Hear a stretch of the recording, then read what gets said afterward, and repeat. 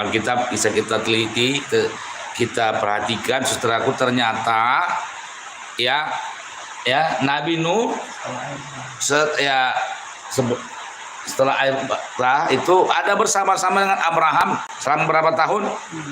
58 tahun, saudaraku ya. Dimana Abraham ini kelahiran Abraham ini tahun 2166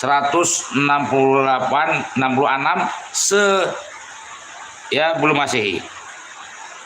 Ya, sebelum Masehi. Jadi before Christ that Abraham was born in the 2166 ya, before Christ. Jadi jelas semuanya tercatat dalam Alkitab, saudaraku, bahwa Abraham ini ya masih bersama-sama dengan Nabi Nuh ya, yang setelah air bah. Ya, kalau kita perhatikan bahwa Nabi Nuh itu ya dia pun masih bersama-sama dengan dengan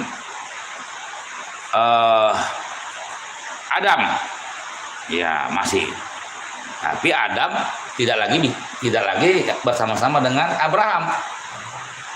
Ya, ini kita lihat setelah ya. Nah, jadi dari apa kita baca di dalam Kejadian 17 ini, saudaraku, ini mengenai tentang sunat. Ya, makanya saudara ya, tidak salah juga ya, orang Kristen itu sunat. Ya, ada beberapa orang Kristen juga sunat karena mereka ini belajar dari Abraham ya, tapi terakhir Tuhan Yesus berkata bahwa yang terpenting adalah sunat apa? Sunat hati. Ya, sunat hati yang paling penting adalah sunat hati. Nah, saudara kasih Tuhan, Yesus di sini kalau kita melihat Kejadian 17 ya, if we want to see this chapter of the book of Genesis 17 ya. Saudara, kita melihat di sini ada perjanjian antara Tuhan dengan Abraham. Dan ketika perjanjian ini disampaikan Tuhan kepada Abraham, maka Abraham ini namanya berubah. The name of Abraham is changed from Abram to Abraham. Sebelumnya namanya Abram, tapi setelah perjanjian ini ya, maka nama Abram menjadi Abraham. Nah, nama Abram itu artinya adalah bapak. Apa biasa? Abram. Kalau Abram aja orang laki-laki. Tapi Abraham itu sudah lebih luas lagi, bapak dari segala orang yang percaya. Ya. Makanya kita, saudaraku, boleh melihat di sini bahwa Abraham itu dia seorang yang takut akan Tuhan, seorang yang suka berdoa. Kenapa saya katakan demikian?